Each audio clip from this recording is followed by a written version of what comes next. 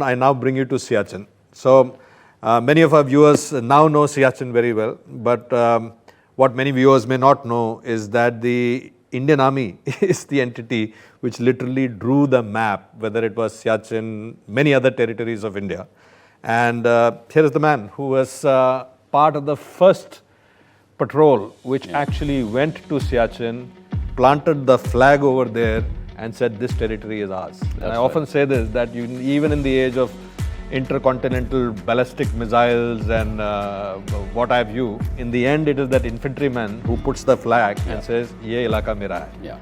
So I want you to tell us that story where you went to Siachen with the legendary Bull Kumar. It was a top secret mission because even a little inkling of our movement in that area would have Triggered off created a reaction from the Pakistani side.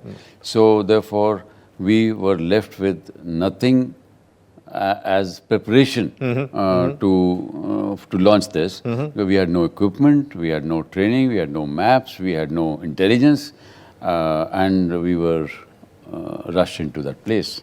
Siachen is actually not only weather and not only the equipment problem. The problem is that the terrain itself, apart from being high altitude, there are a number of crevices, and these are covered by snow. And you can't make out whether it is a soft snow or it is going to lead you into the crevice.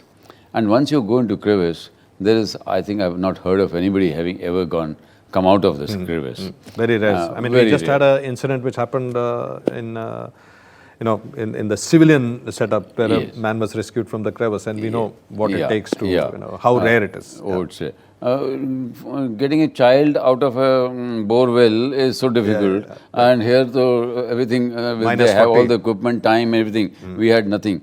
And there you cannot survive. Once you go out inside, the survival is just about 5 or 7 minutes. That's right. So that man had accidentally fallen into it. Our men who were accompanying him had not taken certain precautions because of some reason, and he was alone, and he moaned for some time, and then he kept quiet because probably he became unconscious. But somebody had to go in to pull him out, put that latch on him so that he could be pulled out. Nobody was volunteering to do that because it's a land of unknown land. You don't know how deep he is. You don't know what kind of surface is there, what temperature is there. It's dark. It is ice cold, minus 60 degrees, and etc. So I volunteered to go in because as an officer, as a leader, you have to. So I went in. I hooked onto him. He was pulled out. By the time he came out, he was nearly dead. But my men revived him and he was saved. But they forgot me. They forgot you inside the crevice. They totally, in that exuberance of getting him back to life, they forgot me accidentally. So somebody just realized, Saab. So he said, Saab. They immediately, because I was still roped up, so they could easily pull me out. But by the time I came, I'm telling you, none of my body parts could be moved. If you tried to move them, they would have broken. Broken off. They would have just broken like icicle. Anyway, I survived with a high altitude pulmonary edema. I was taken next day to Leh, put in a pressurized chamber, and I survived. Again, it's something that I don't know how I did survive.